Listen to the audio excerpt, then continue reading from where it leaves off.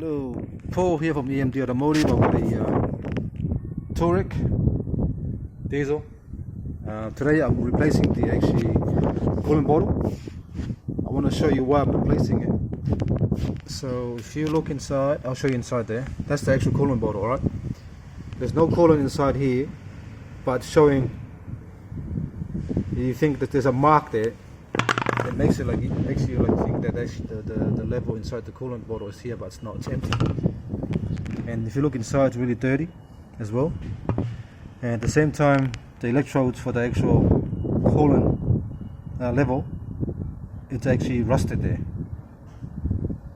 as you can see. So let me show you the brand new one. That's a brand new one there. And look inside there, so how clean it is, and look at the electrodes. Nice and clean. Alright, I'm gonna put, I had to remove all this here, all this stuff there, get the job done. But once I finish this, I'm gonna put the pressure tester on it, the pressure test the whole system, and show you again it's holding pressure. Alright, thanks for watching, and please subscribe.